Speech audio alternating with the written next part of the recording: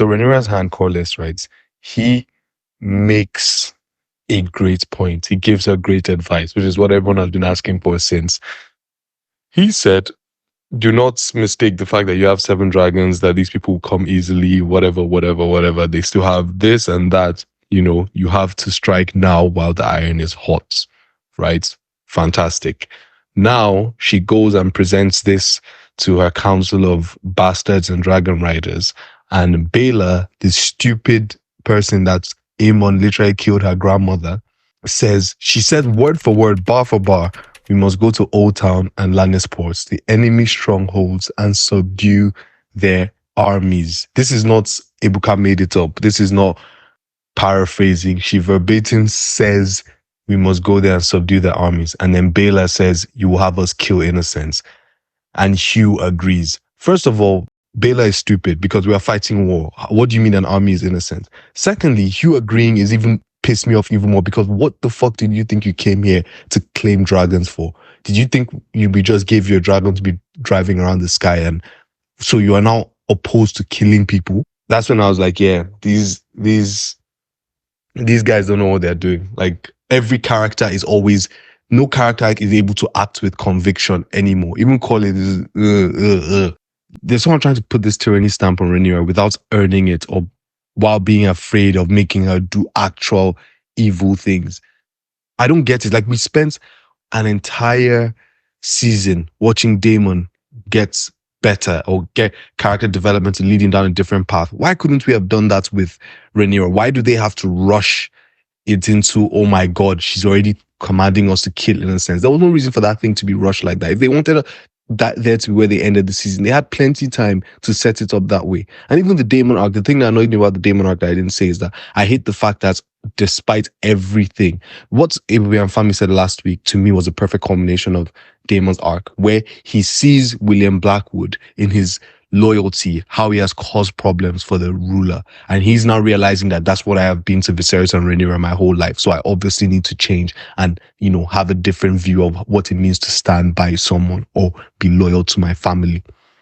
To me, that was a perfect end. There was no reason for this vision of White Walkers and whatever, and her telling him, oh, it's all a story. Oh, another thing that pissed me off, because I've been watching season 1. The dialogue of this show has gotten so bad from season 1 to now. Everything is so forced. Everything is so labored. Everything is so, it is very annoying. And when you watch season 1 to compare it, it is even more stark. Daemon needed Alice to tell him everything is a story. You just have a small part in it. Really, it's like they're telegraphing things for the characters, but also for the audience. Like, it's just so annoying. But anyway, I didn't like it because, he had to see that for him to now finally think. And then after spending a whole season of Daemon in Harrenhal, the queen had to come and see him. When I saw that scene leaked, I thought, damn, okay, this could be powerful if he went and bent the knee to Rhaenyra. No, she had to come and ask him what he's doing, what is taking him so long, before he now even did one small bravado to make it look like, please, man.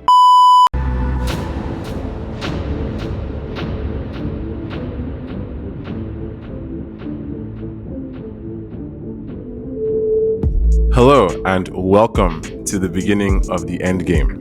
My name is Ebube and you are listening to Popcorn for Dinner. We're in a bit of a tricky situation this week because now that House of the Dragon Season 2 has finally started to do what we've been hoping it would do, to reach its full potential, get to the point where it's the show it's supposed to be, where the rising action is actually rising. The show gives us that, but turns around and ends. So now that the season is over, we have quite a lot to discuss because there were a lot of discussions in this episode. There were a lot of revelations. There was a lot of setup. And, I can only ask questions at this point because I want to know where things are going to end up. I want to know if Daemon is going to be okay. I want to know if he's learned his lesson and that house is not going to become a broken home. I want to know if Alicent is going to become, the white girl that she's supposed to be. I want to know all these things, but I can't figure this out on my own. So I am actually joined still by my co-pilot, Afam, who is going to help me break everything down and hopefully comfort me as I try to figure out what the heck is actually going on and if season 3 might break my soul. So, Afam, how you feeling? Yeah, I will try my best, but I am also in need of a nice hug because it's what we have to wait another 2 years for season three. Are we So sure it's going to wild. be 2 years? I mean, I could lie and be like it's probably going to be a year, but the reality is it's going to be 2 years. And I'm sure once George gives his postseason interview, he'll be like, "Yeah, it'll probably be closer to 2.5 years." Um, the scale of the show is just so large. We've seen so many dragons and so many different scenes and settings, so many different castles and lands and different topologies. We went to Essos this episode. All Right? that is Essos. We haven't seen expensive. Essos in so long. Yeah, so all that is expensive, and alas, it will take time to shoot. But we will be here for House of the Dragon season three, holding your hand and walking you through everything that happens. Well, but isn't there a chance that Dunk and Egg could come in before then? At least Wait, someone to tide wait, us wait. over. Okay, yeah, I should probably mention people. We have a special guest here with us today. We have Soonen, A Song of Ice and Fire, House of the Dragon, Game of Thrones, super fan just like us. Here to help her to Yes. just give us some extra help in breaking down this episode because things were actually very insane. And he is one of the smartest people we know. So we figured we would, have him take time out of his busy schedule, preparing for all the things that are going on. Like we hear in industry, as long as you're making money, you're free. This man has he has businesses he has businesses to handle, but he's gracious with his presence today. So welcome to the podcast, so then. Thank you, thank you. Listen, when it comes to yapping about a song of Ice and Fire, I'll do it any day, anytime. So, long time listener, first time guest, and happy to be here, bro. Yeah, for sure. And you know what? On that note, I guess I'd like us to now, well, at this point, put ourselves in the position that we were when we started watching this episode, which I guess is the same position that everybody else listening to us right now was in when they started. What were your expectations going into this episode from episode 7? Like let's just start there because episode 7 was a heavy hitter. Okay. We saw a lot go down and we saw some real developments. We saw game changing events, essentially, the kind of events that could basically turn the tide of what this war is even trying to be in the first place. So, how do you guys feel about the beginning of the episode and what were you thinking? I mean, I guess we'll talk about how our expectations were met as we continue this discussion. But just to begin, what were your thoughts at the start? My first thought was, let's fucking go. I hit play, So you wanted and I more was rising like, action, essentially. I mean, well, yes, but well, no, I wanted a plateau because I don't think they Okay. could have risen above 7. And I'd Mhm. like the history of Game of Thrones with the penultimate episode being the wow moment. Yeah, We're like talking Blackwater, like Baylor, exactly Yeah. just, and I felt like the last episode 7 brought that. So I was just expecting to be reassured by the end of the season with a little bit of setup for the next season. But I felt Yeah. like this episode was just all set up for the next season. And yeah, that part I didn't like as much. But overall, I came into this episode expecting to, like, essentially the writers and the directors and the actors to hold my hand to Okay. conclude the season. All right, fair enough. We'll get to that soon. And what did you think?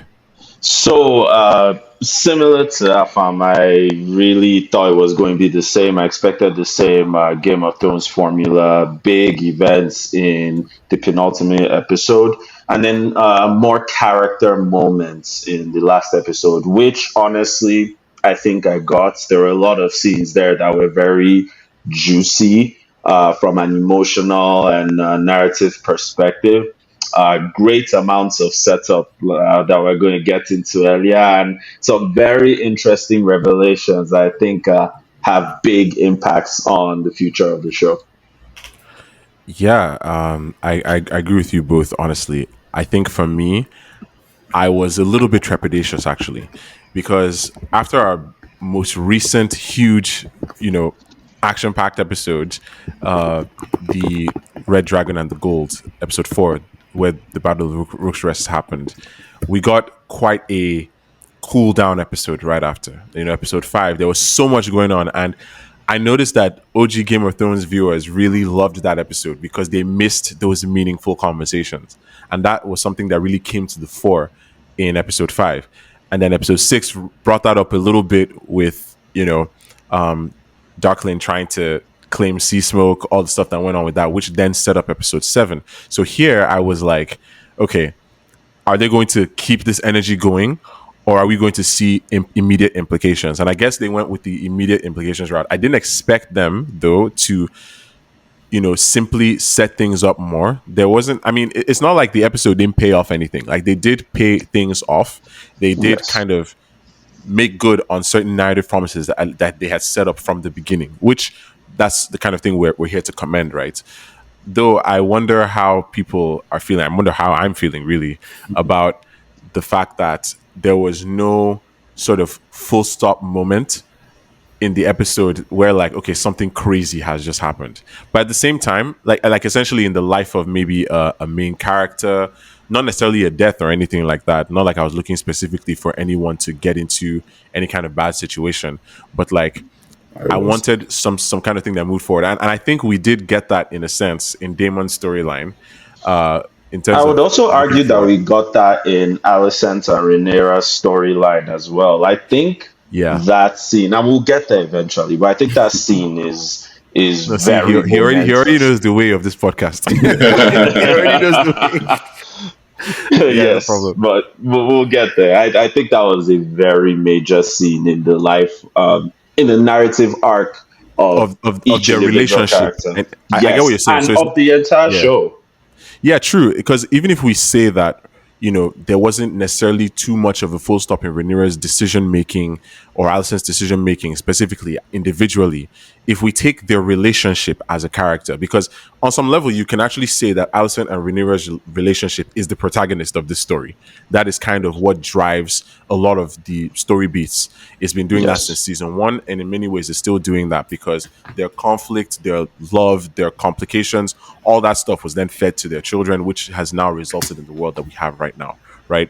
But thinking of it as a setup episode, I think in a way that is fitting, right? Because this episode actually was directed by Geeta Vasant Patel, who is amazing, as we've said more than once on this podcast. This season, she Yes. directed 203 and 208. For those who don't remember, episode 203 is the Battle of the one titled The Burning Mill. That's the one that starts with the Bracken and Blackwood brawl that results in serious carnage.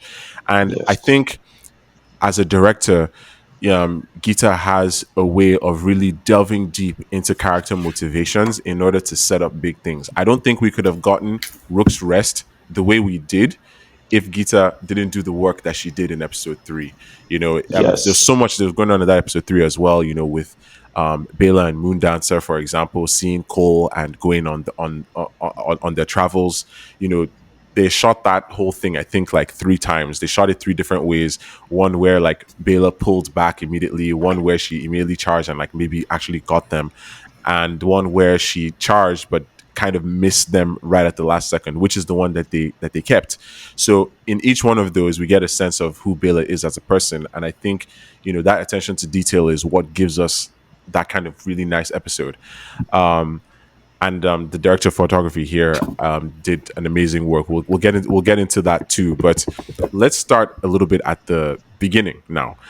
At the top end of the episode, we have Corlys's ship actually being completed. I think seeing the Velaryon kind of shields kind of coming on the side of that ship and having that anchor lifted, it really felt like a full circle moment. It's like, wow, this season actually started with him saying, yeah, I'm fixing my ship, I'm recovering, all that stuff.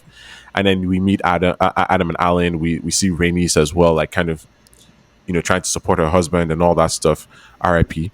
And now we're at a point where the ship can actually move, which is kind of a culmination of Corlys's arc. Is like now he's ready to move again. I think it's sort of a proxy for his feelings, and him naming the ship "The Queen Who Never Was" was very touching, right? So I think that was a nice little package that then set up everything that would happen with Corlys and Alan later. But of course, Alfred Broom is as much of a toad as I expected him to be. in a moment where like so much is happening, people Harrenhal is now looking like a bustling hotel. There's like people trying to camp out in the Great Hall. Lord Piper is coming to Daemon to ask what Caraxes likes to eat, and then he's like, Loves yeah, actually, pigs. Caraxes prefers pigs, which is interesting, right? The demeanor of Lord Piper actually when he's apologizing for the lack of sheep actually makes me wonder if him and if he and the other Riverland lords are actually now subservient to Daemon, I guess it's just the work of our boy Oscar, who is continuing to Yeah. get his accolades, right? Like, what do you guys He think? needs those accolades. What he did in that last episode was masterful politicking. In one stroke, he ensured their fealty to him, showed himself as a strong leader, showed himself as on their side, but then through the power of oaths, then swore all of them to Daemon. It was really masterful, and as you can see, all of that's continuing to pay off for Daemon. Yeah, and actually, Afam specifically, I was curious about your thoughts on Damon's conversation with Alfred Broom, because I could already tell you were sharpening your pitchforks once that man started speaking. I saw that and I was just like, okay, yeah, Afam is ready for this dude to You know what? to be put to sleep. So, I what do you choose think? I mean, peace. you choose peace today, okay? Because choose me, peace today. I was out there like Simon Strong, just going gang gang. Like I was just taking my notes. I was just like, okay, like Simon Nah. Strong. I didn't know he had that in him, first of all, but like, Well, again, it makes sense because Simon Strong's grandchildren are Rhaenyra's children. So it just makes sense that the Strong should be on House Block. yeah, that's true. So what the hell is Clubfoot doing is the real question there. But Yeah, you're right. we know he likes feet, so that changes everything. Well, he's the kind of guy who seeks to advance himself, right? He didn't get the whole like he didn't get the whole selflessness gene from like that the rest of the family got. And I guess on some level it's understandable. Not that we can't blame him for it, but it is understandable given that he was probably bullied and ridiculed quite a bit as a child because of his condition. I feel like, Simon Strong is another example of a good payoff in this episode. Like, we said there's a lot of setup, right? But usually in order to do good setup, you have to pay off a bunch of other things, because the best questions in narratives are the ones that come as answers to previous questions, right? Of course. That's one of the reasons One Piece has been going on so long.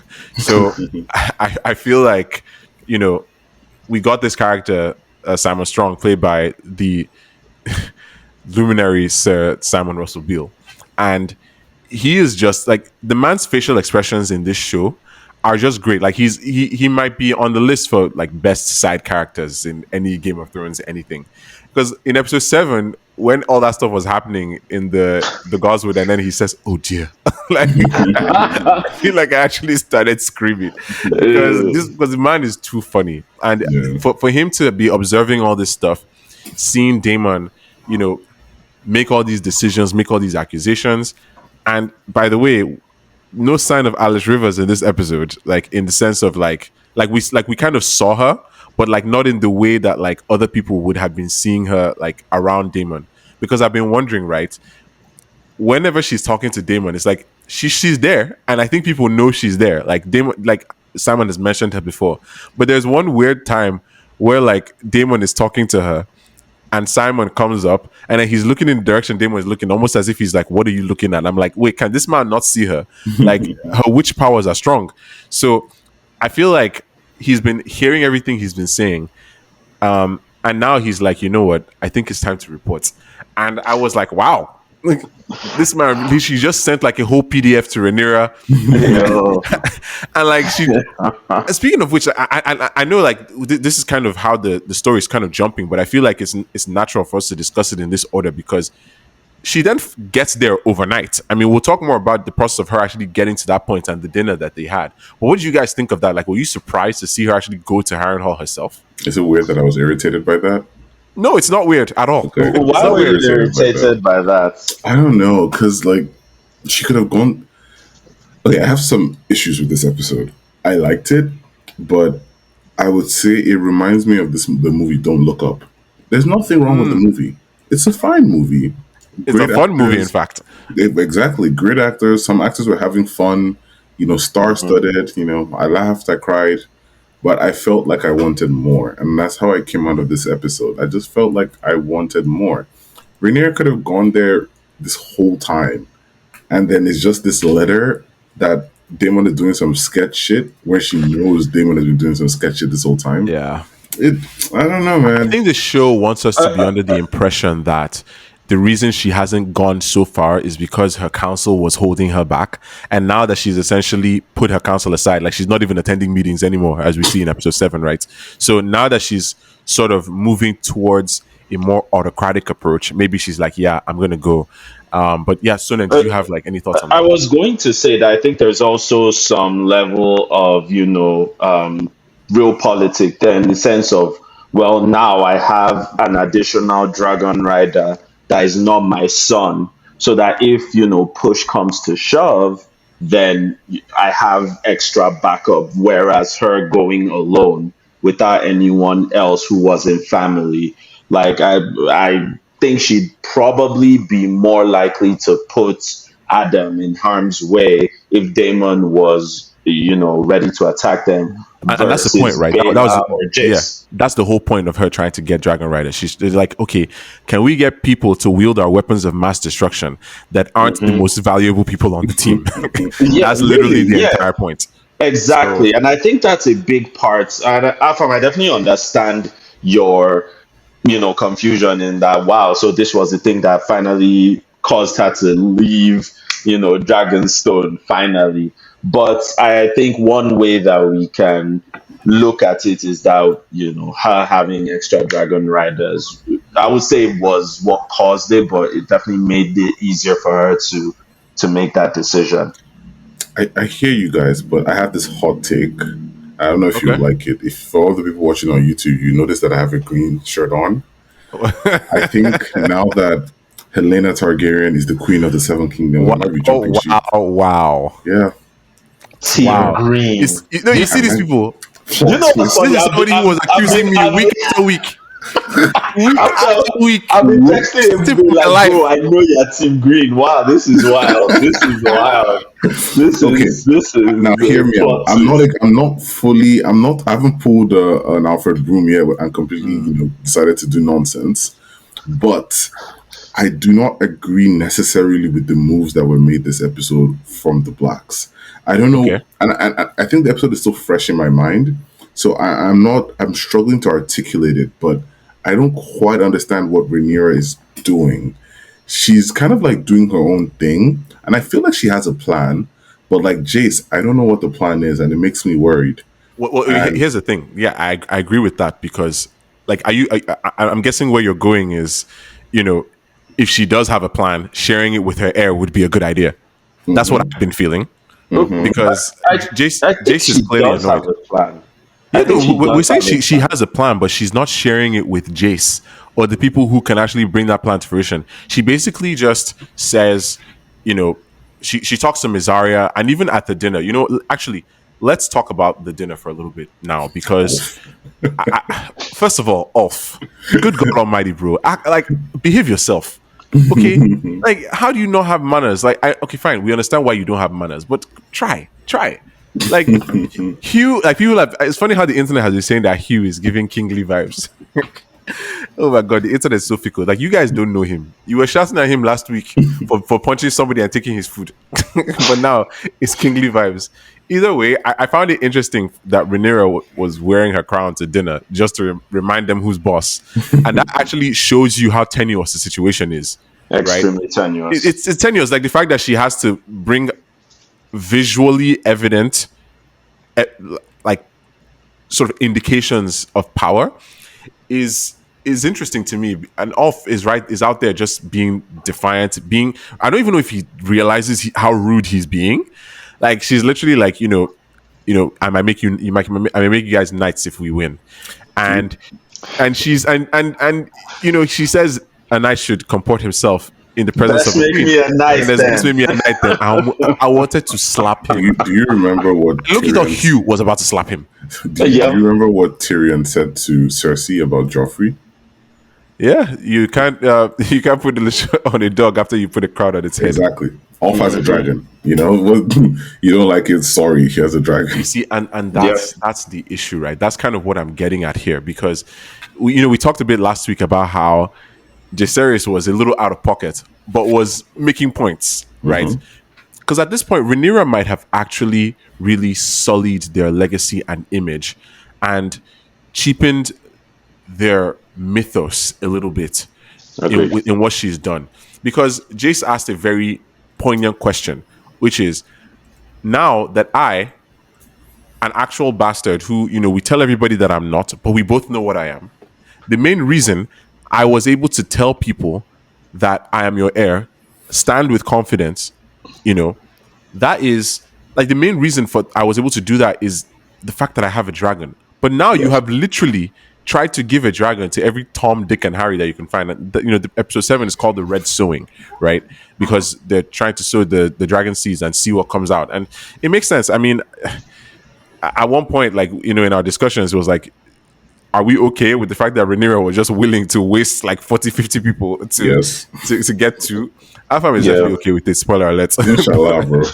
I think she's kind of in a tough spot here. Jace definitely makes points, but the fact is that the Greens have Vhagar, a huge dragon that A cheat code, as Bankley likes to call her. Yeah, none of the Black dragons can face up to Vhagar.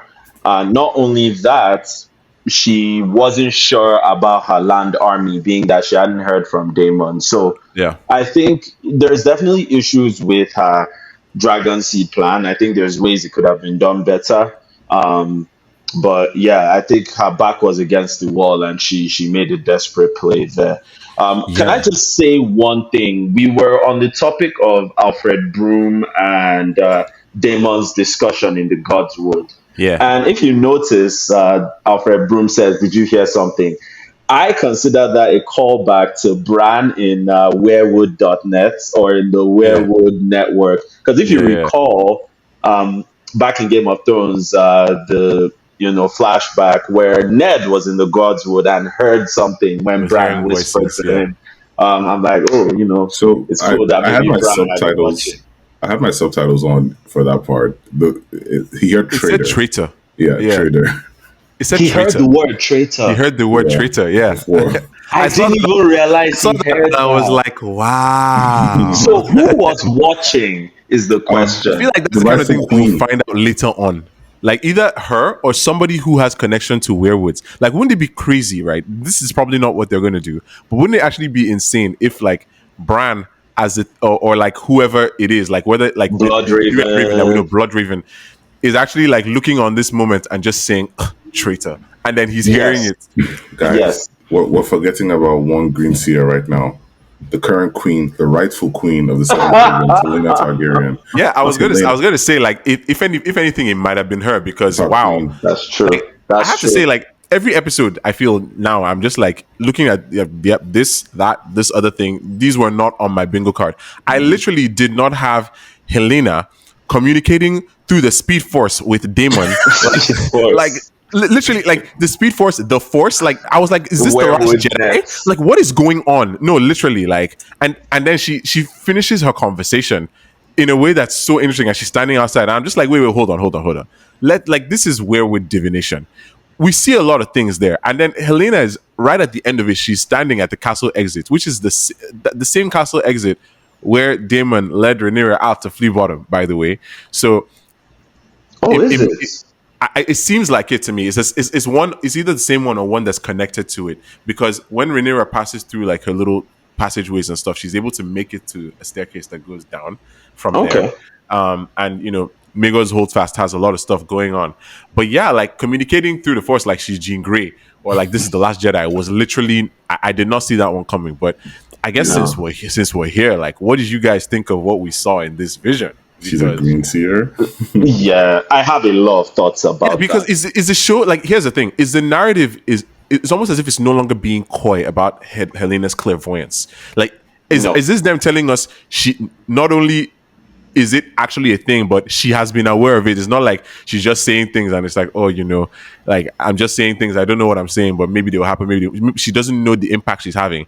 But it's almost as if like this is them telling us, yeah, she knows that she's been saying things. She knows the impact that they're having. She's just been meek this entire time. And I think if that's the case, then they've been laying the seeds for it, because in episode 5, when Aemon is standing in front of the throne, Helaena comes up and says, was it worth it? Even in this episode, she's like, are you going to burn me like you burned Aegon? And I'm like, are there tears in Aemon's eyes right now? Like, yo, she was stressing. There were tears in Aemon's eyes right then, yes. Wow. But I think part of it is just like in the books and in a Game of Thrones, right? The sight or the green seeing is something that takes time to be refined and to be honed. Right. I think it's possible that she may have started off not really understanding the impact of her visions, but as time has gone on, began to fully sit in it and understand that these are visions of the future. Um, and as far as her and Daemon in the Speed Force, as you call it, that was definitely a very big choice by the writers there. That Because was a he very saw big her. choice. Like, He saw her. it's not like he didn't know who was talking to him. Like, at the end, like, he saw, I thought I was about to see Alice's face, and then it was going to, like, come back and, like, bring us to the present. But then I saw Helaena, and I was like, whoa. My queen. Oh, my God. Yeah. Okay, but what about the things we actually saw in the vision, right? Because we saw Brendan Rivers with his birthmark on his face and everything. And as soon as I saw that, I was like, I could feel switches just lighting up in my brain. I was like, wow, we're seeing this right now. Yes. And I wonder if that's even set up for something like Dunk and Egg, right? Like, there's just, I don't want them to go too deep into the cinematic universe route here, because please, all I can say, please just help us. Just, yeah. So I don't know, like, for the White Walkers, okay, they showed the Night King, and I wonder, because they didn't get the same actor, at least it didn't look like they did. So I wonder if us seeing him, us seeing Daenerys and hearing her theme song, us seeing Rhaenyra on the throne, and all of this through Daemon's eyes, right? And even Helena's words when Daemon sees her, you know what you must do. Yes. I'm like, bruh, like, what do you guys make of that? Because that's a lot. Like, that is quite a lot. Like, not even from a narrative perspective, but even from a meta perspective, in terms of our own world and how we see these stories and how we see Game of Thrones. Like, I know you guys have thoughts on this, especially in terms of how certain things might be, I don't know if this is validation or retconning, but hey, here we are. So I think you go first. You go first. I was gonna say one thing that was also fun to see in that scene was as he steps into the Godwood with Alice. There's actually a green man there from the Isle of I Faces. saw that. I was like, was that a child of the Yes. forest? No, it's the green man. So the Isle of Oh, Faces. right, the green. is- Okay, I see. Yes, I see. it's Okay, the island in the middle of the that's God's good Eye. setup. Yes, That's a good setup, yes. because she does mention the God's Eye. Yes, the God's Eye is the lake that Harrenhal sits on the bank of, but in the middle of the God's Eye is an island known as the Isle of Faces, which is famously known that no one can really get there. And on that Isle of Faces, it's called the Isle of Faces because there's a lot of weirwood trees there, connections to the old gods, and it's kind of cared for by this group known as the Green Men who have antlers. So just I think that was just to establish, that lore connection, like this is some old god stuff going on there. As far as the actual vision, I think from a narrative perspective, it's supposed to be the bow on the end of Daemon's time at Harrenhal. How Daemon goes from, scorned, impetuous lover who wants to be king to someone who is fully on Rhaenyra's side. Starts from him being broken down completely emotionally and mentally by the visions, then being completely dressed out by my boy, Oscar Tully. And now it ends with him going from, as Alice says, a closed fist to an open hand, someone completely broken down and ready to accept the vision. When he does see that vision, he then realizes how important it is for him to support Rhaenyra. Because he didn't just hear the Song of Ice and Fire; he's essentially seen He its saw it, implications. yes. And I'm glad you said all that, right? Because this is stuff that I said last week when we talked about Daemon's storyline and how people have been receiving the entire Harrenhal thing. We had to kind of understand how Daemon became the guy that we know he's going to be, how he became the person who would defend Rhaenyra to the death without any qualms. I do wonder on some level if they had to do it this way, because this sort of turns the idea of that prophecy from something that's kind of looming to a literal plot device almost. Like, I mean, how do you guys feel about that? Afam, what do you think in terms of I how think that's... for me, just the inclusion of Game of Thrones, all the White Walkers, it just took me out of all of it, because the Harrenhal storyline for me was like they were doing the most, essentially. not even that they were doing the most. I just didn't feel like it was necessary, because the Harrenhal storyline, Damon's all the tripping. I felt like by the end of the He last had learned about episode- himself, and it Exactly. was fine on its own, right? Exactly. And I felt like when he beheaded, his employee who did everything he wanted for him because he's a good Never go capitalist. above and beyond at work. Bars. Welcome to corporate restaurants. Like, wow, Good. this man did more than he was asked. Exactly. I feel like when he beheaded that guy, it was almost like, him like holding Viserys to mourn Emma, him, looking at Rhaenyra on the throne. I felt like that whole arc showed the character development to be like, I don't want to be this person anymore. And I can see that I can be better. And I can see that I can support Rhaenyra. But the visions just made everything just seem like, okay, first of all, I think most people didn't really like the way Game of Thrones ended. So it's just like rubbing it in your face again. But, to be beyond that, I felt like we don't need to see Dany. We don't need to see the Prince with Promise. We don't need to see the White Walker. I felt like they spent this whole season with Daemon in Harrenhal.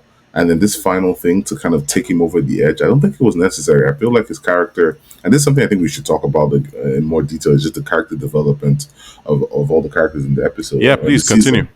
But it's I didn't feel like it was necessary. So it took me out of it.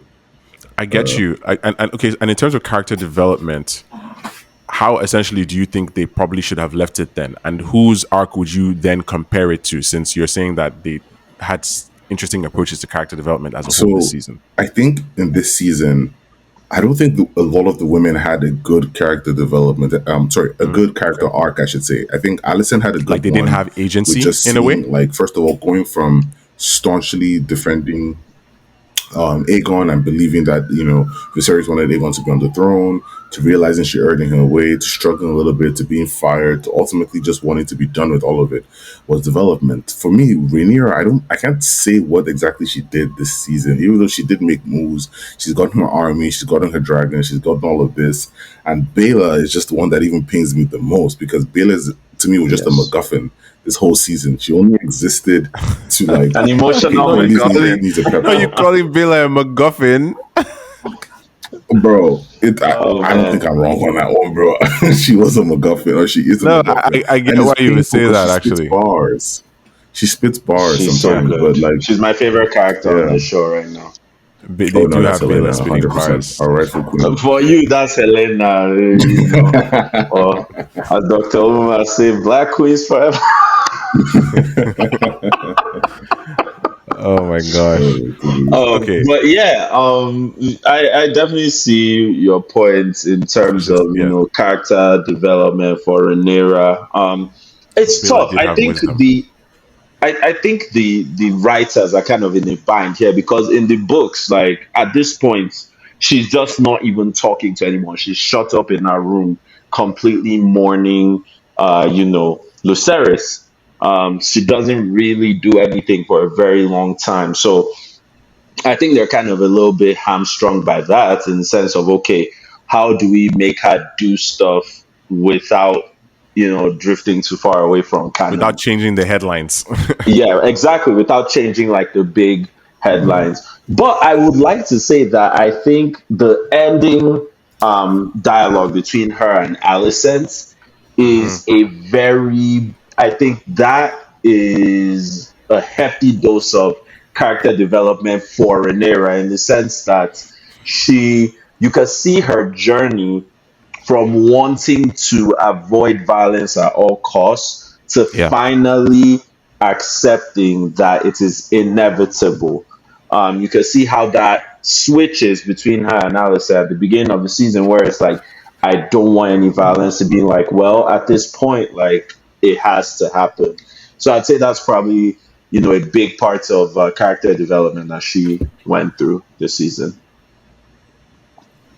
Yeah, I understand that because I don't know. Maybe this will be one of my own hot takes in this episode. That conversation kind of stressed me out, to be honest. Alyssa was chewing her nails again. Her nails again. Yeah, Good she was catch. stressed too. She She was stressed was. too. I saw her chewing her nails, and I was like, okay, very good, Olivia Cook. I love that she pays so much attention.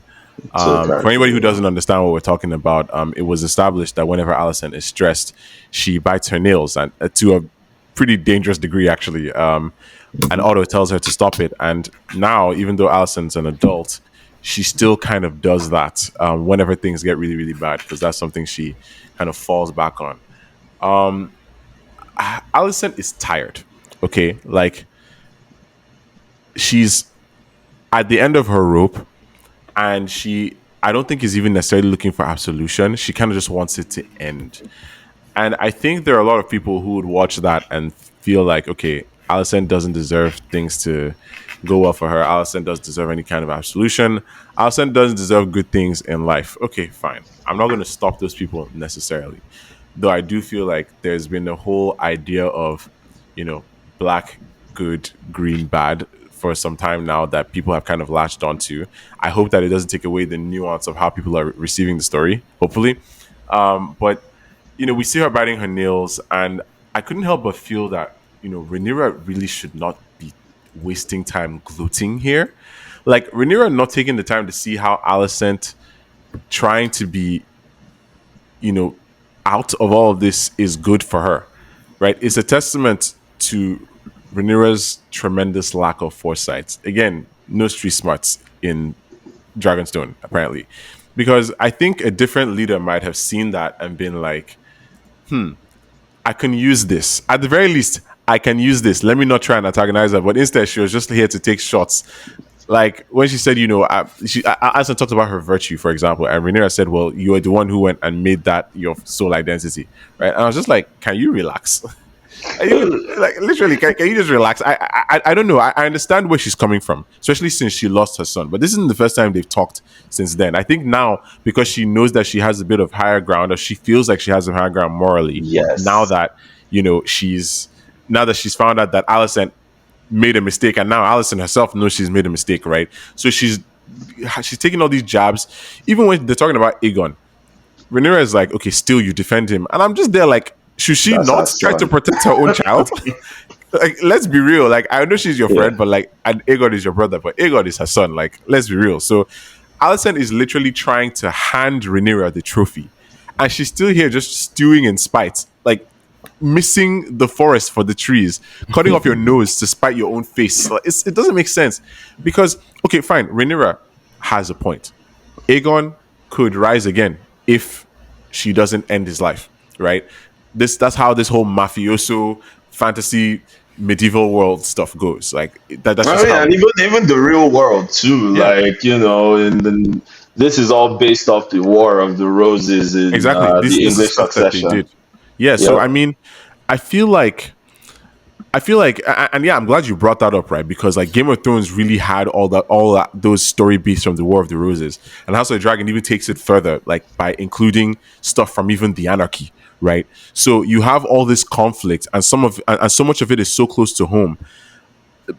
But because it's so close to home, I can't help but ask Rhaenyra, do you not see that a son for a son makes the whole world like childless or sonless? Like you're saying what you're saying, and I thought we already did the whole son for a son thing.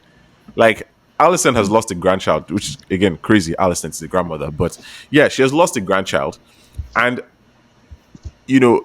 she's still trying to. Rhaenyra is still trying to say that Alicent should lose more, and I know I talked at the beginning of the season about how Alicent had essentially selective hearing, and she did what she wanted to do because she felt like it would advance her. I do remember that.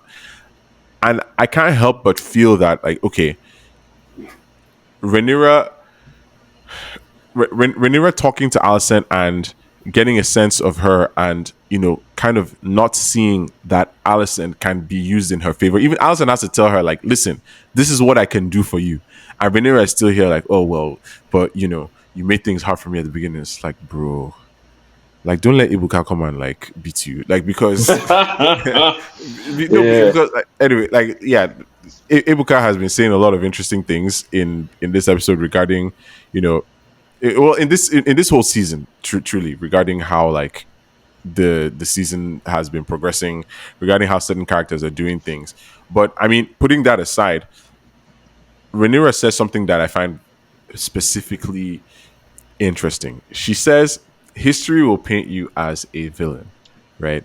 Now, I wonder if this can be taken as a sort of meta comment that's aimed as a mild defense from the writer's point of view against the ravenous source material loyalists, because they've been getting accusations that they don't care about book fans.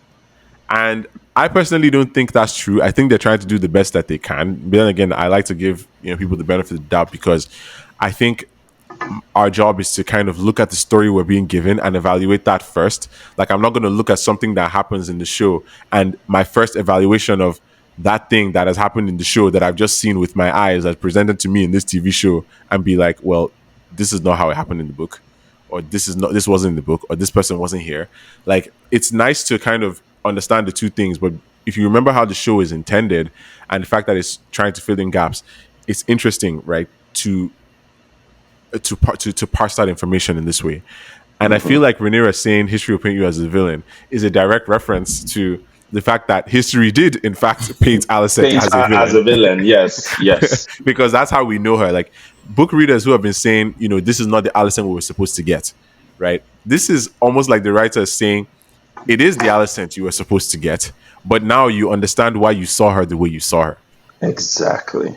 So I think that's a good decision, but with this kind of almost meta move from them, I wonder if they stuck the landing a little bit on this one, but then maybe veered off a little bit too far in trying to do something similar with the Daemon storyline, because that also feels kind of meta. Because yes, we've talked about all of that and its implications for the narrative, but someone could see that as them being like, okay, this is our chance to kind of tie things back to Game of Thrones. But in tying things back to Game of Thrones, specifically to stuff like the Night King, who's involved in the end game of Game of Thrones, are you then validating the end of Game of Thrones that you already know everyone hates? Like, if you are making a prequel or even a sequel and you know everyone hated the one before, you probably try to, like, remind them of that hatred as little as possible. I don't know, like, what kind of move was this? I don't know. Am I making sense to you guys? Yeah, no, you're making sense. I think part of it might be them, wanting to up the stakes of the war in sense of, like, a big motivation for some of these characters, doing the things they did, being, a big bad. Now, the question is that effective or not effective? I think that's up to interpretation. I do think that there could have been a way to do that was a little more subtle without necessarily bringing up some of those controversial visuals that folks were not happy about. And one thing I wanted to check in with you guys on was during the vision. There's a vision of a dead dragon and of a big battle where Daemon steps into a pool and falls into water. Mm-hmm. The dead dragon, is that Viserion? Or wait, was that? Yeah, Viserion, Daenerys' Yes. dragon. Is that Viserion or is that a different dragon? And the big battle, that Battle doesn't of seem Winterfell? could be the Battle of Winterfell. I think yeah. it might be based on the context of what he's supposedly getting in that vision, with Alice trying to get him to see that there is a lot more to the squabbles than just the squabbles that they're having right now. Bigger Similar picture, stuff to what Miss Melisandre used to say in Game of Thrones as well. She literally said, I mean, word for word, this war of 5 kings means nothing. She says that to Stannis, right? Mm-hmm. And that's how they start heading north. And actually, you know what? Speaking of, I'm glad we've discussed everything with Alicent and Rhaenyra in that discussion. I kind of want to Oh, there's one thing dive in. I don't think we mentioned. Alicent What? asked Rhaenyra to come with her, and I was like, oh, That was a was nice. poetic. That was so poetic. That Like was kind nice. of full circle from season Yeah, one of Rhaenyra yeah, asking Alicent to go with her. It was so yeah. That was beautiful. great. and even Criston Cole. Yeah, and I was gonna say like also the fact that now they've both been involved with Criston Cole, and like if Alicent and I have thoughts on Cole this episode show, but I the like fact that PTSD, I bro. like his I like the fact that his Alicent thing. is like saying this thing, if she leaves with Rhaenyra, and then Cole is literally here left on his own. I think he might. I think he might burn the whole country down because he's like not. I think Cole is suicidal enough But that no, he'll Cole just is take dangerous himself right now. Like out. I would not want to be anywhere near Cole. Like he's liable to do anything at this Yeah. point. Like His singular problem is he doesn't know how to process his emotions. That's it. If he knew how to, he'd be a better person, but he doesn't know how to. Yes. yeah, I Yes. agree. I feel like I feel like him being first of all confronted by by Going. Gwen was Yeah. hilarious because Gwen has just been watching him and Alicent from a distance and he's just okay, and now I guess it's like okay, now you just want to be angry. Was your plan to kill him in the forest? Because Well, I think the reason why Gwen confronts him then is that he sees him the holding favor, Alicent's yeah, favor. Yeah. yeah. So it's like a confirmation that you were messing around with my sister for sure now. But the thing is, he even tries to make it a grandiose thing. He doesn't even start by saying my sister. He says Queen of the Seven Kingdoms. Yes. And Cole is quick to say a former queen, which is interesting. And he's like, well, she lost her husband. We found each Yeah, other. And I think technically, she didn't break I like any how, like, oaths. in her conversation with Rhaenyra, actually, she says, yeah, I found. I found a lover. She doesn't say who because I feel like if she Nah, tells Rhaenyra who, she's going to clown her. I think Cyrax would have. I think Rhaenyra would have clowned her. Would have even called Cyrax to clown her too. It's wild. Like Queen Yeah. admonishing him is one of the things that was not on my bingo card. Especially since Cole has turned into Jaden Smith now, because he just sits there making these claims, saying these like philosophical, like head in the cloud Existential Cole, statements, man. I existential love dreams. it. He has PTSD, bro. He's Nah, down because bad.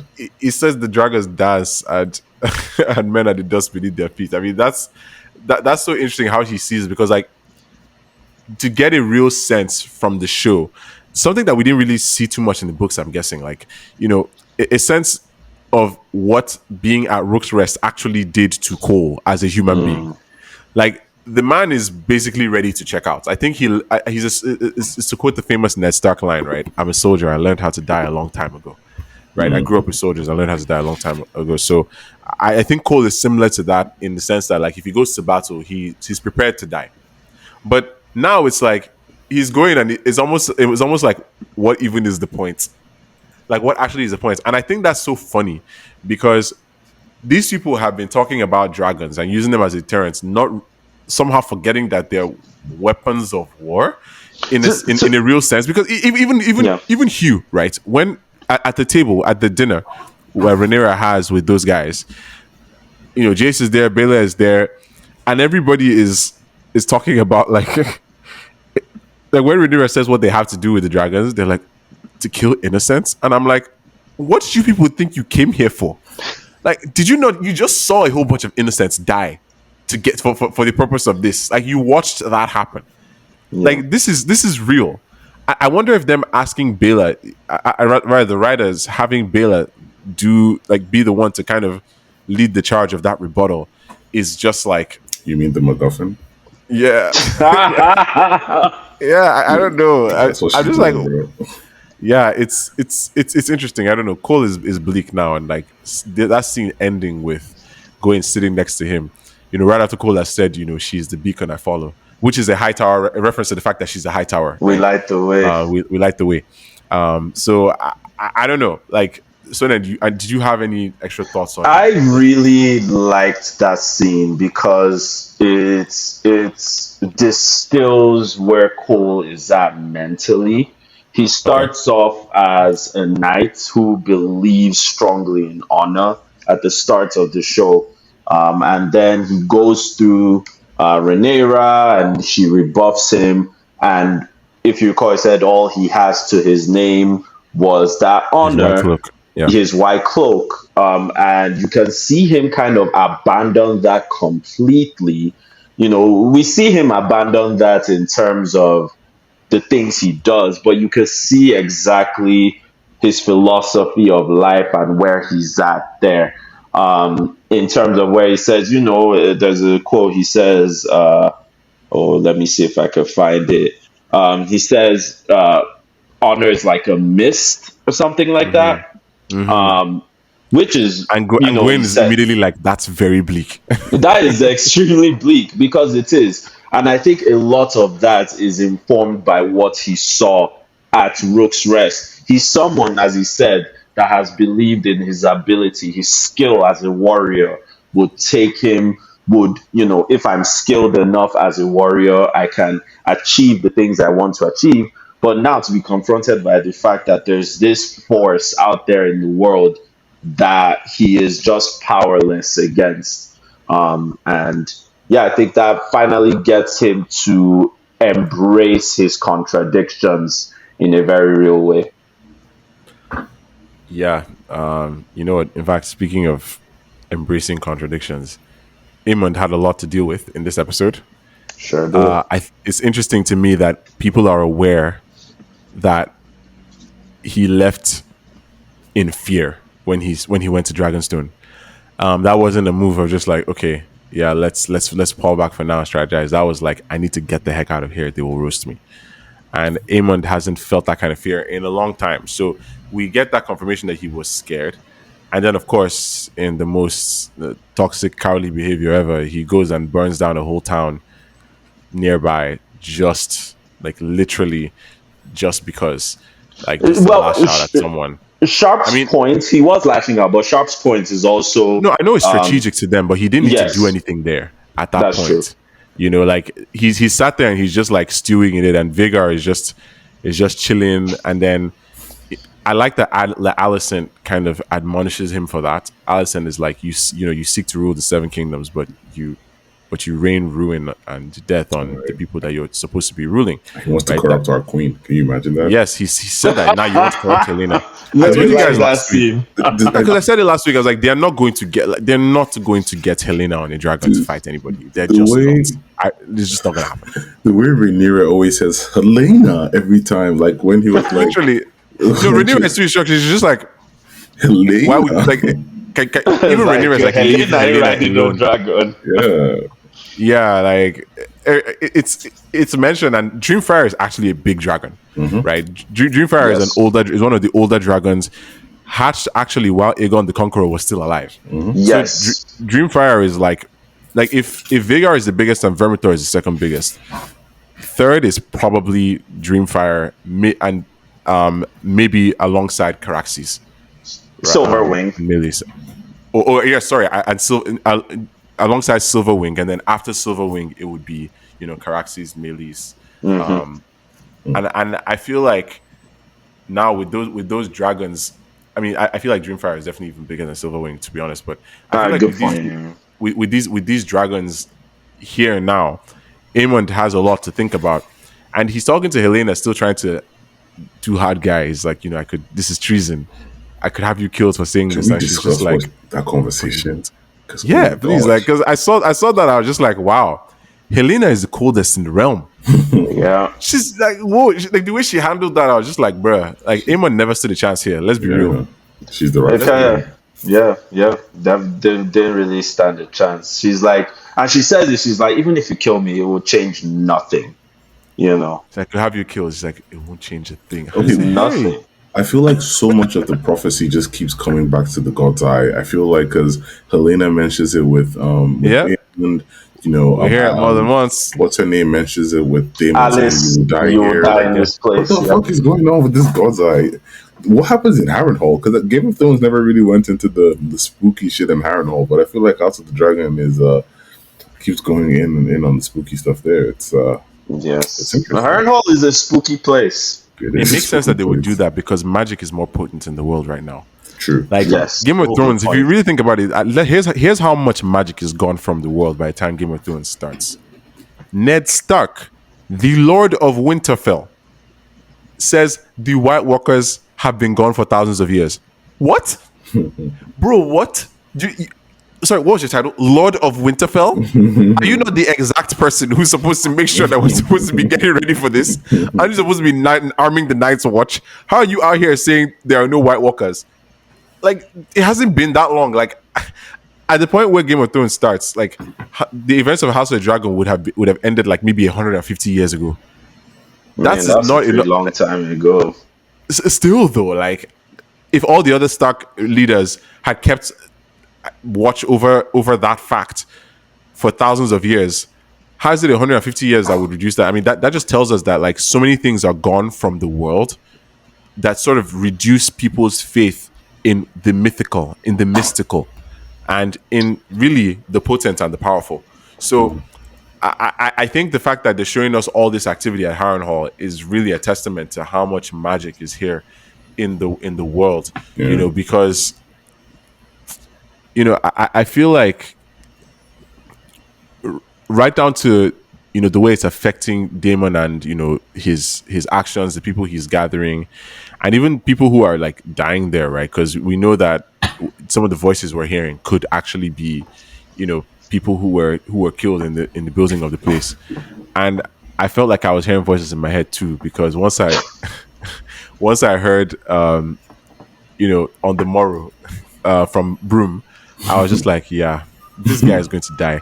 I actually, once I saw him, like when Rhaenyra actually got to Harrenhal, Broom started shaking. And as soon as I saw them kneel before her, he started shaking, and I was just like, yeah, this guy's finished. I thought Daemon was going to turn around and cut his head, because I guess that's his thing now. But then, as soon as they stand up again, Broom he scurries away. Did you guys see that? I did not. He scurried away. Now, if you watch that episode again, you actually see that, because Broom is kind of in front. He turns around, he makes his way, and he's like trying to leave. He's like, yeah, let these people not catch me. That was hilarious to me. That was absolutely hilarious, because Rhaenyra, of course, as we said, came immediately, and Jace was feeling left out, because she gets up, she hears business. I feel like it makes sense for her to at least tell Jace what was going on, even if she wasn't going to take him to Harrenhal. Taking him to Harrenhal, at least leaving someone behind, makes sense. Like, the two of them, Rhaenyra and Jaehaerys, should never be out in the same together. place. No, that's true. And even if Jaehaerys is feeling, a little bit underused because of that, like Afam said, that is his business. Like, he's the heir to the throne. His only job is to survive. Literally his only job is to survive and be the heir to the throne, so that the throne can pass to someone. Yeah, so get burnt up. Exactly. So exactly. I think that, like, even though she wasn't going to take him, she should have at least let him know what was going on. And I know he felt some type of way when she turned around from listening to the Maester and doesn't say anything to Jason, just says, "Adam, come with me," and then they literally go across country to Harrenhal. I mean, the jealousy must have been crazy. Do you guys think, like, what do you guys think this is doing overall for Jace's character?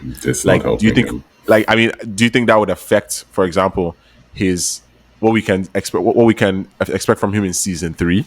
Like, is he going to be more erratic now? Like, I mean, obviously, I think we have an idea of where this is going, and that's not something that we're going to get into so much because the show hasn't gotten there. But I feel like they're taking their time to show that Jaehaerys was actually very frustrated. I don't think this is something we got a sense of in the source material. No. Yes, and there's also that conversation he has with our favorite MacGuffin, Bella, where it talks about... You mean his betrothed? His betrothed. It's a conversation the richest babe in the 7 kingdoms, Bella, where she talks about, he talks about how he's feeling, and she tells him that, you are worth more than that. Like, I think that will really encourage him to show his worth, or want to prove himself, prove that I'm not just a dragon rider, I can bring worth.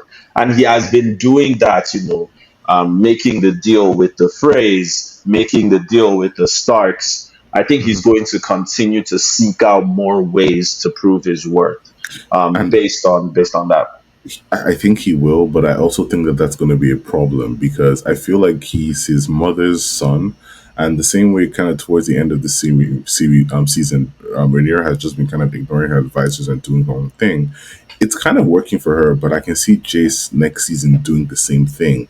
And like, I guess I just keep asking myself, how long until their luck runs out? I mean, I hope it goes on forever, but like, goddamn, I can just see Jace getting reckless next season, and that worries me. That would be a problem, right? Yeah. Because I mean, Because he was kind of reckless this season, to be fair. It just worked out. You know, he went to the Freys, who are not a trustworthy house. He got them. He went to the North, he got that. He went to the Vale, got that, kind of.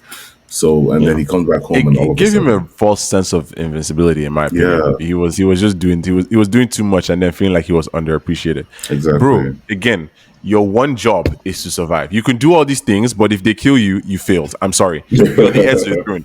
You're supposed to be a representation of this cause. If anything happens to the queen, you're supposed to be able to take up that mantle. Yeah, you shouldn't be too erratic. And I don't know. Maybe at some point we'll start to see Helaena talking to Jace through the Force too, because she's out here telling people, like, I mean, what she even said to Aemond, she was like, just on the lines of, you will be dead. You were swallowed up in the God's eye. You were never seen again. I was like, sis, don't do that. Daemon, don't go to, or Aemon, don't go to Harrenhal, bro. Literally, like, and he's still like, I want to go to Harrenhal. Like, if I heard something like that, I'm going to make it my life's mission to never get anywhere near Harrenhal, because past Harrenhal. Nice, it's crazy. So speaking of being swallowed up, can we just assume that Rhaenyra has been swallowed up by the Veil, because she is lost there. She has no tent. She has no water. Here's actually my thing with that. Can somebody explain? Somebody should. I need one of you, or somebody, literally anyone listening to this. I need you to explain to me how this show is expecting us to accept that no one is looking for Rhaena. Bro. I literally had that in my notes. I'm like, how does no one know she's missing? Let me explain to you. Is it that they know and they just can't find her because she's gone too far ahead? Like, I need some kind of confirmation here. Because what is it, Afam? Two things. One, she's a horrible babysitter. And terrible. The plot demands it. That's it. Does that mean you feel like it's confirmed that they're doing what we hope they're doing? Okay, so you guys think they're doing what we hoped they wouldn't be doing, that we can't really talk they are about? doing it, and I hate that they are doing it. They're setting, and for people who are probably wondering, there's something they are doing which I don't even know if we can say or not. Okay, the only reason I'll say we shouldn't talk too much about it is because we don't know we don't know if this is set up for something else in season 3. Because yes, Rhaena does end up coming face to face with the dragon known in the books as Sheep Stealer, who literally just like flies around getting sheep and burning and eating them barbecued. Like, that's just Sheep Stealer's whole thing. Sheep Stealer is described as, brown in color with brown scales and notoriously not good looking. We don't get a close-up of Sheep Stealer here, but I can tell that the dragon looks a little bit kind of like renegade, deformed. A little deformed, sickly. I love the design. I really love the design. You can see, shout outs. Yeah, you can see the design of, even like the wings, the way like the bones of the wings kind of curl inward. And also the skin underneath the neck, kind of looking a little like vitiligo. Yeah, it was a very cool design for Sheep Stealer. It was great, and I guess to kind of bring that home for people who don't know the source material, let's just say that this dragon that we've told you is called Sheep Stealer, which I guess that's not really much of that's something you can figure out already, right? This dragon essentially is involved with another person, and we don't know if we're going to see that other person. And I guess Rhaena being here is confusing for those of us who are aware of that other person, because where is that other person? I think we'll probably just leave it at that. I think that's a great explanation for our confusion there, for sure. And the only thing I'm confused by is why will you abandon those kids? That's it.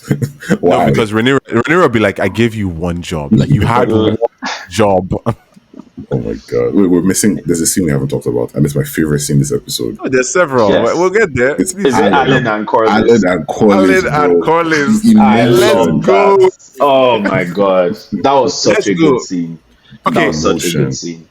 So Abubakar Salim, his performance here, fantastic. You are I like amazing, that they give this Abubakar. guy finally something to do other than saying "Mlord."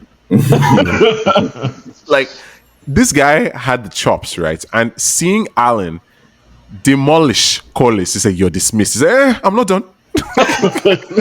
I'm not done. Through gritted teeth, no less. That was interesting. Like, did you guys see that coming? Like, did you guys know? Like, I mean, I'm sure there was going to be something addressed between them, but I didn't realize it was going to be like an explosive conversation in this way.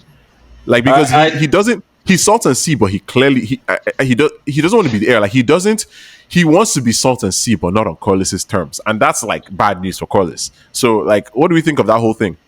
Well, it's so interesting, right? Because you could kind of see from when you meet the character of Alan, you can see that anger bubbling at the base of it. You can see how restrained he is, how, he always just is always holding back. And I think what really triggered him in that scene is Alan, or rather Corlys, then telling him like, "Hey, this is how you be a better leader. I'm trying to help you." And it's He's like, help me. That's what triggered help, him. like after all that, you now remember me. Now you remember, and I even live. No, and you're the way he claiming- said it was just 10 out of touching 10. because he mentioned, Rhaenyra died, then Helaena died, then Lucerys died, and Lucerys now died. you remember Now me. you remember me. Yes. And Well, the like, way he Corlys, contrasts, ain't no defense. no defense, and the way he contrasts the life he led to the life of the Velaryons was just so beautiful. He's like, you guys are literally walking around the streets, and I'm shivering to death. I think that was really good. You And know what also, hunger does to I a boy. think like some Niger parents try to do when they've done something to make you angry, and rather than apologize, they claim they're trying to help you in some way. I think Gaslighting. My goodness. that how did they get so good at that? I think Wow. that is really what really triggered Alan, is the sense that you've never for once talked about the fact that you never claimed us, and now all of a sudden you claim you're trying to, Like, you're coming and help you're not me. even coming correct. That's You're the not even issue. coming It's like, hey, I'm sorry. It's like, but it's like, also or like, interesting. let's talk. Like, even now, up till now, he has not even claimed them. He has not No. said who they are. No, he hasn't claimed them. But it's interesting to see the difference between Alan and And Adam's approach. reaction. I gotta Whereas ask you guys, what do you think of that? Corlys tells Adam, "Good job," and Adam's like, "Oh my god, yes." Whereas Alan is like, "No, screw you." But I think that's also what endears Alan to Corlys, is because Corlys is a self-made man, and I think he respects that in Alan. Yeah, and he respects it in Adam too, right? I think Yes. that's why he tells him well done, Oh, because now like, that he has a dragon.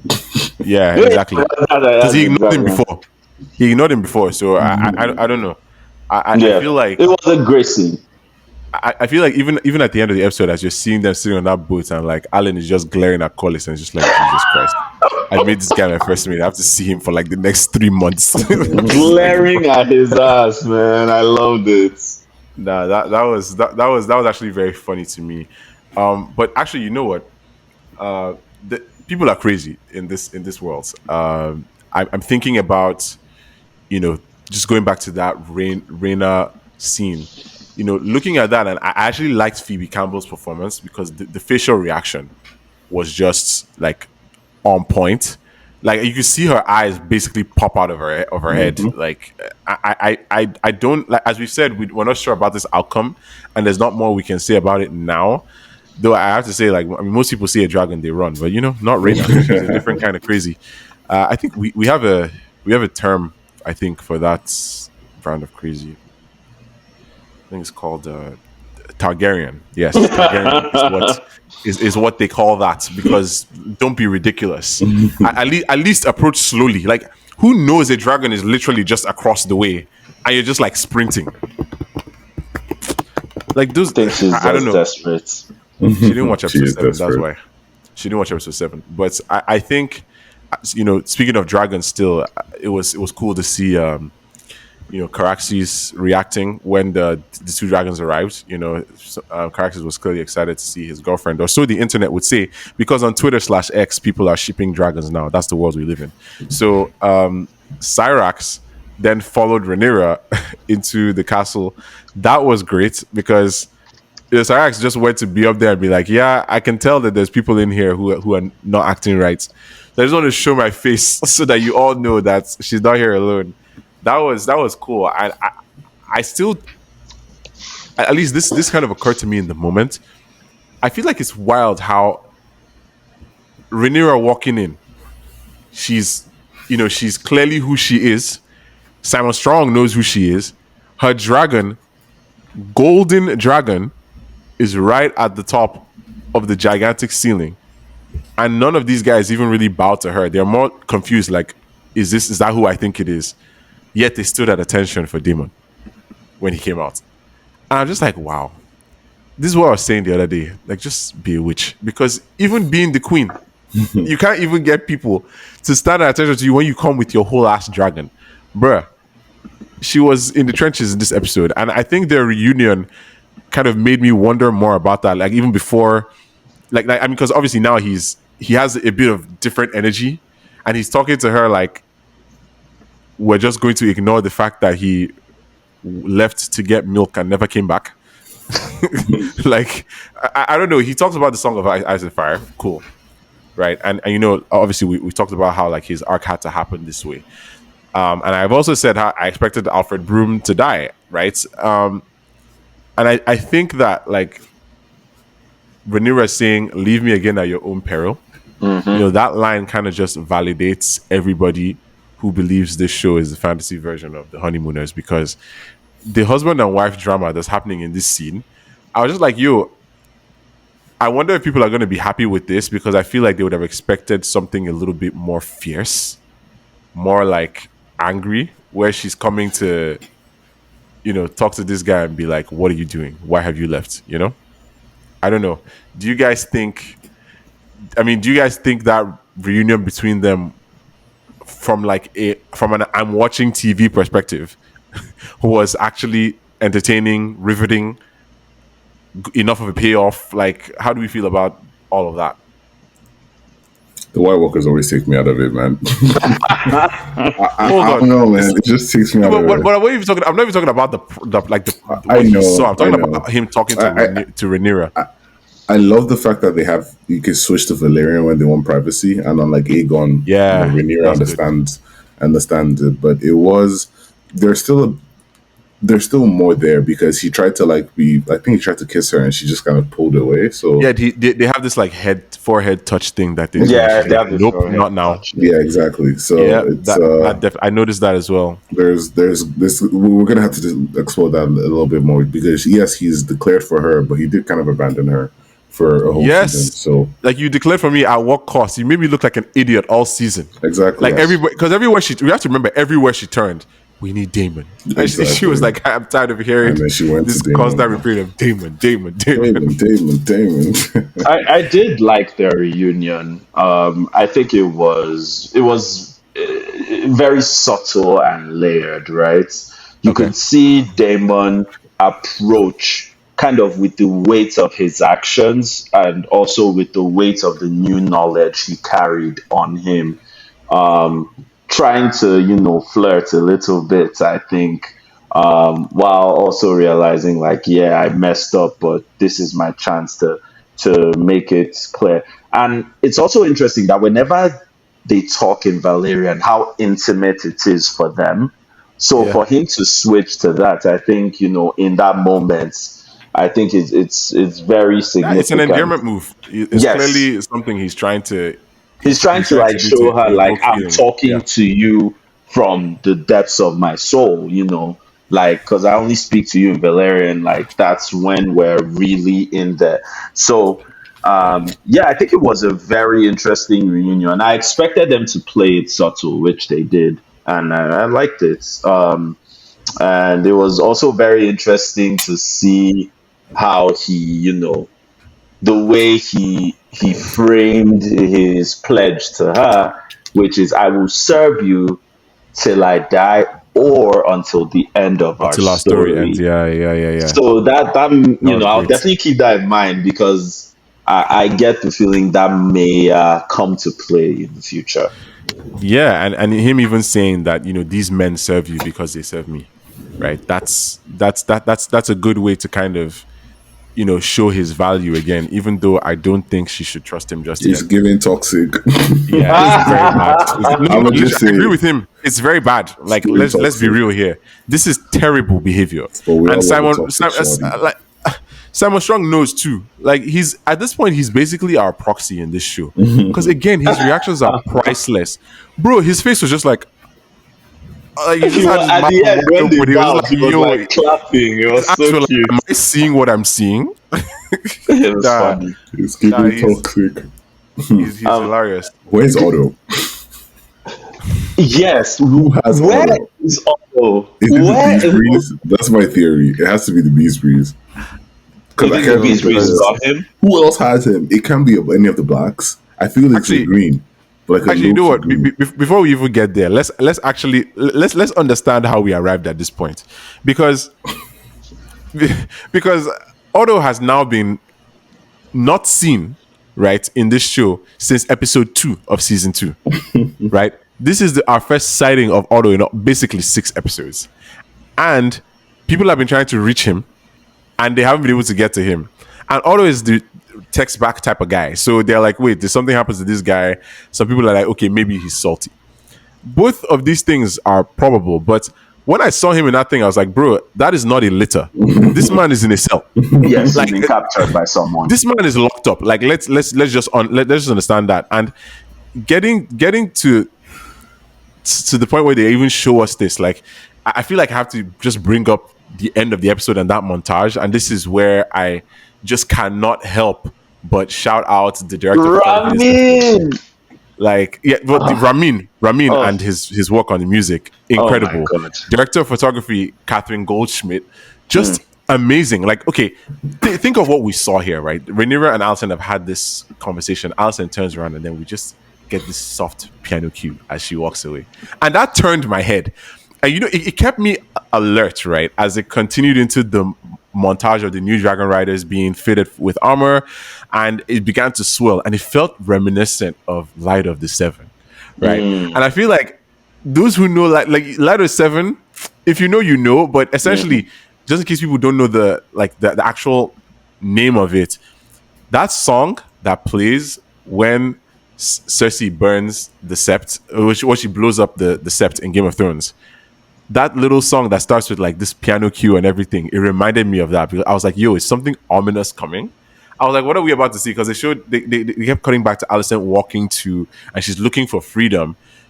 That score that it became, it perfectly combined all the leitmotifs too. Like, we heard the Targaryen theme in there, we heard the Stark theme, the Lannister just seeing the Grey Bears, like, yo, the Grey Bears are Velaryon actually theme. crossing the twins. Everybody's coming. Like, now we have armies coming from everywhere. We have the Grey Bears coming from the north. They are finally here. It took them a whole season to get here. Learn from this Game of Thrones season 7. and then the Lannisters are coming from the west. And now, I guess now they're doing so because Aemon isn't trying to come with vigor. No, they sent a different I dragon think because he we saw. is. I think No, he I mean is. he might now because he feels like he has no choice. Yes. But he wanted to do it on his own terms. Yes. But I love that we got to see Tessarion. As I predicted, they're not going to show us Daemon until maybe season 3, episode 1. But they did show us his electric blue dragon flying through the skies. That was actually really something to see. Really interesting color for a dragon. And the size of the dragon is interesting to me. I guess I kind of imagine it would be bigger, but it's probably about the same size as Vermax. Yeah, they said that. Daenerys' They said dragon. that Yeah. Tessarion is slightly smaller than Vermax. Yeah. Yeah, so I just couldn't help but smile as I saw all that stuff, because the storylines are now kind of converging in a way, right? We started with a small story that expanded a bit, and now it's going to converge a little bit as we start to see people, pay off some of the things that we were given in this episode. So yeah, actually, Soonen, do you have like a thought on Yeah, so I think there's an That whole aspect of Tyrion the thing. convergence that we're missing, which is Thailand's alliance with the Oh yeah, triarchy. no, don't worry. We're getting to Thailand because I forgot about I him. love if those you scenes. ever thought you had a bad day at work, you've never been Tywin Lannister. That guy is having the worst day. He's on the worst business trip of his life. Literally, he would have been better off working for Sterling Cooper and Mad Men. This is insane. Like he's. I'm sure everything he was doing is just like this is not outlined in the job description. First of all, he's stressed, sitting on the floor barefoot, trying to convince these guys that he can't give them any more money. He's like, oh, 100 golden dragons per ship. They're like per man. Even I was like, bro, ain't nobody got that money. What? Per man? Nah, that's insane. And she asked, like, the captain. I don't know if you guys are aware of the channel Alt Shift X, but like they actually know the person who is playing this character, the captain of the Yes, Tyroshi fleet. And yes, I feel like the I'm very introduction is mad. familiar. The Yes. introduction is mad. Like, have you ever eaten the flesh of your enemies? Nah, she's great. So the person who plays Sharako Lohar is Abigail Thorne, and she's very famous on YouTube. She has this channel called Philosophy Tube. That's Yep. amazing. You should definitely check it out. And another little tidbit: she also was in The Acolyte. She plays one of the witches in Anisea's Coven. So getting a lot Yeah. of credits this year. Shout out to you, Abigail. Love your Yeah, YouTube for sure. channel. One thing I did see in the interaction between Lohar and Thailand that I found a very cute tidbit was in all of our interactions that we've seen Thailand have, he is constantly looked down upon. He is never, given any respect. I mean, Aegon wanted Jaehaerys to even ride him at a point. Lohar Meanwhile, is the she is trying to elevate him to be like, show yeah, me she's that you have like substance. exactly. Lohar is the only person that looks at him as not just, a bean counter, an accountant, but someone who is strong, brave, and has something to give. So I really liked Thailand's arc ending that way for the season. I agree Do because you guys think the stepstones and tax on the stepstones is a good price for the no. triarchy's involvement? Okay, well, from their perspective, yes. I don't think anyone should agree to that because this, like he said, it's been disputed for a generation. Literally, since episode 1 of season 1, we've been hearing about stepstones, crab feeder, triarchy. There've been like 2 or 3 wars specifically in that place.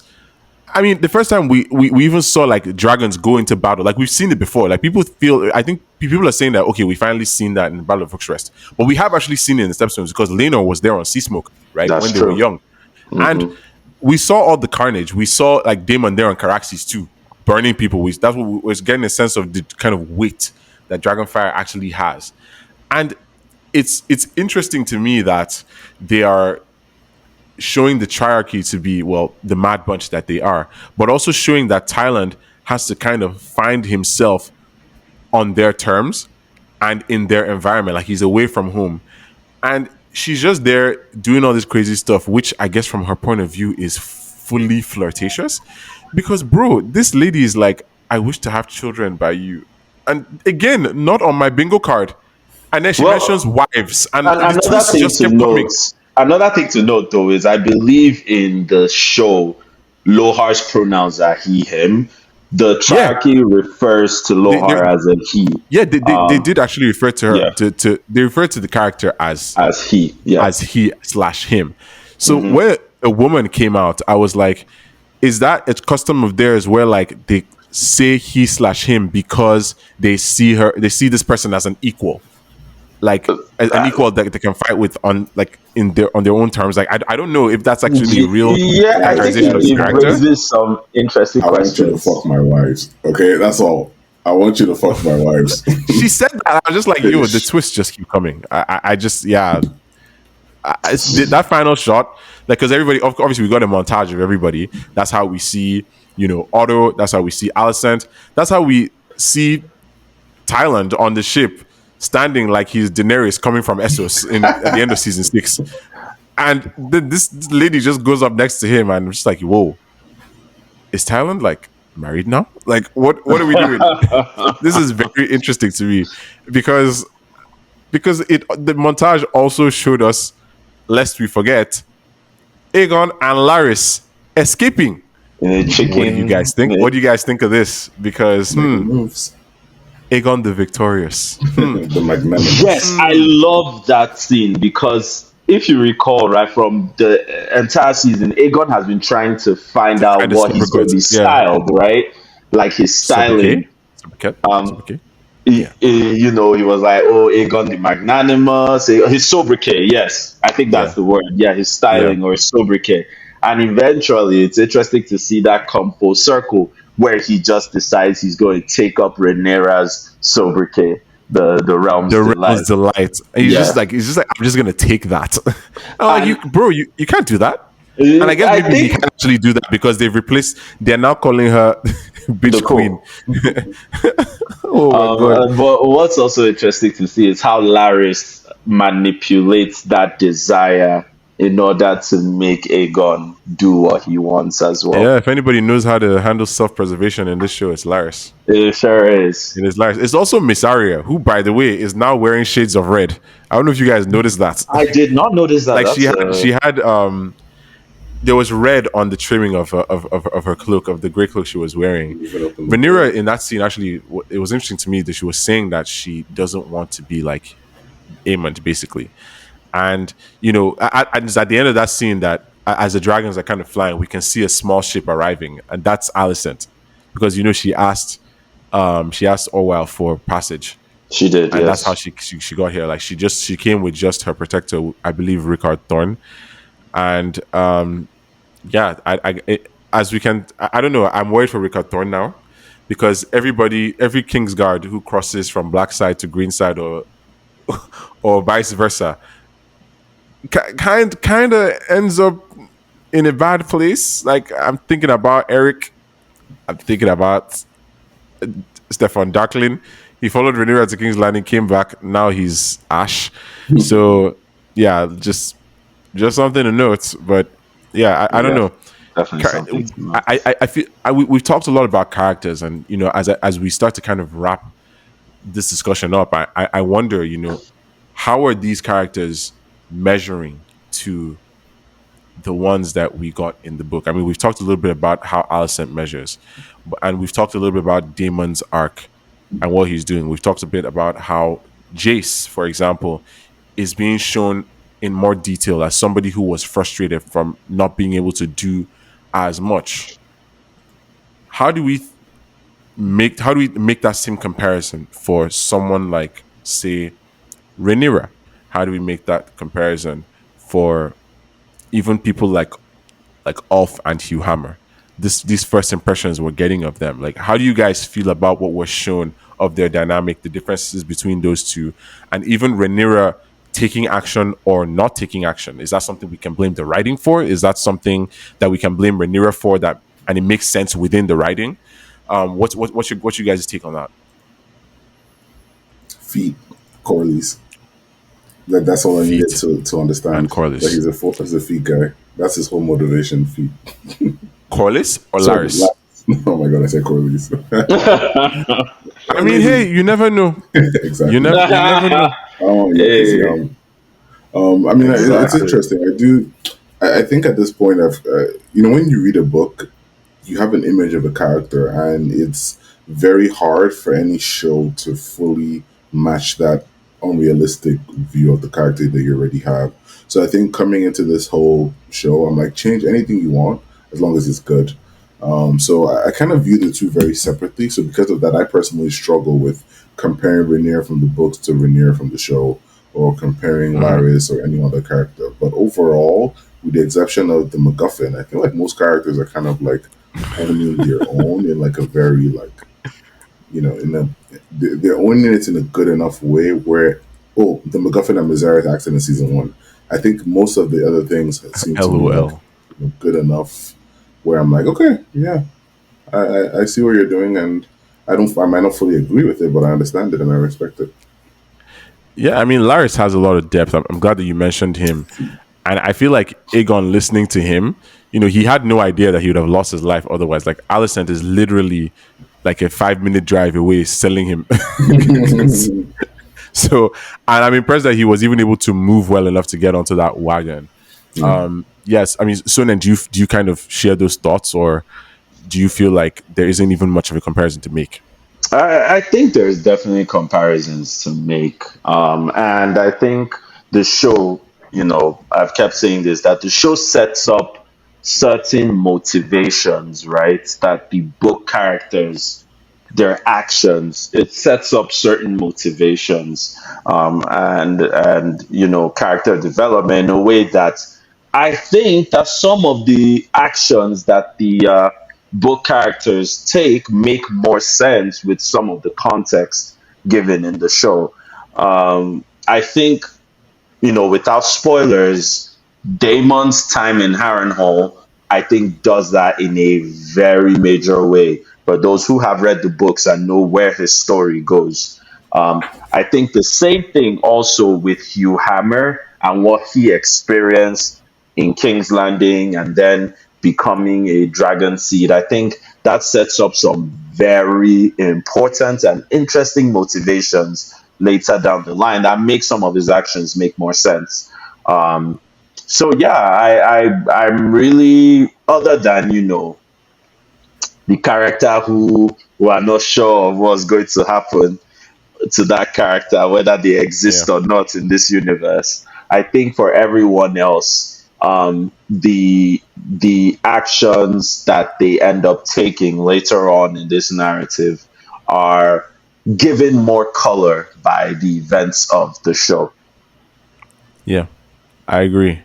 The events of the show definitely, I guess, the show tries to do a good job of contextualizing itself in what we already know. Yes. And I feel like that's why the writers, I mean, this one was written by Sarah Hess, though I'm sure the writers had some form of input here. Them using this season finale, like I said, as one big setup episode. It's a seriously bold move. I'm thinking about all these character comparisons and everything, and I can't help but think about Ibuka's thoughts on this episode specifically. I definitely feel like he had points in some of the stuff that he told us before, and just this idea that they may be overusing the prophecy. If Damon's natural follow up was to see a vision, if, for example, and this is even for me thinking about that scene with Damon and what he saw, like if Alice had to say everything that she said, and the dialogue as well on the show. Like, how do you guys feel about the dialogue? I think this is something we'll get into more and more, especially when we consider everything that we'll discuss in our follow up discussion. But I don't know. Like, was the dialogue in this episode good? Did this feel like a season finale? Did this feel bombastic? Like, it does. It doesn't, because this is Game of Thrones, right? It doesn't need to feel. It doesn't need to be action packed to be impactful. So, you know, a lot of the most memorable stuff in Game of Thrones was literally people just talking in a room, and Ramin, of course, because we hail Ramin.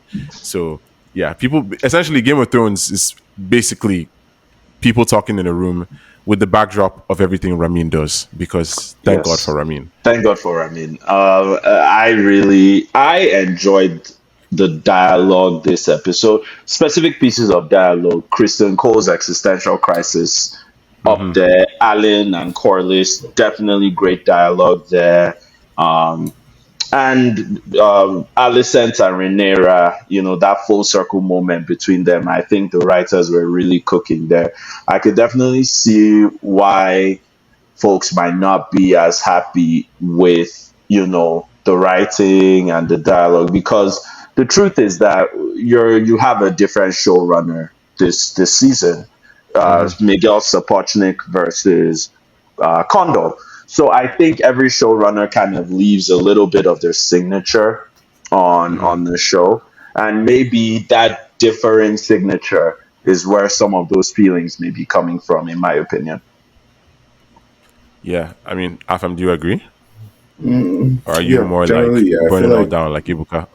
I'm dead. I feel like it's when I watch something like this again. I've talked about feeling like I wanted more, but overall, when you have scenes like Rhaenyra and Alicent, like Alan and Corlys, those scenes to me were really, really good.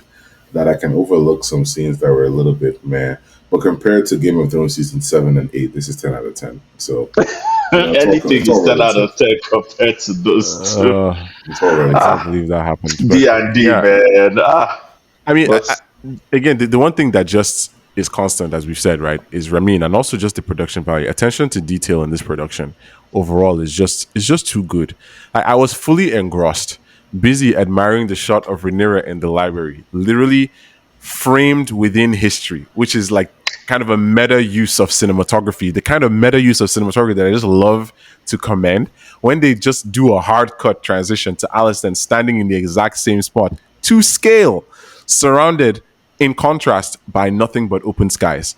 It's like she's just staring down the freedom that she's so desperately seeking at the moment, praying that it'll be within her grasp soon enough. And yeah, God bless Ramin. God bless Gita. God bless Catherine Goldschmidt. I mean, everybody working on this show, we have to give them so much props because it's clear that this show is being made by people who care, and yes. that's something that a lot of properties are unfortunately lacking these days. Hmm. It's nice to be able to watch something that's made this well. I really just have to kind of point that out. But yeah, I guess we should wrap this one up now because if we don't, we're probably going to be here for days. So Yes. on a final note, who played the game best? We will. I think we'll let our guest take the first stab at that this week. Wow. Who played the game best this season? Or are we talking Both. episode? Both. This episode for episode 8. Who played the game best this episode? I would say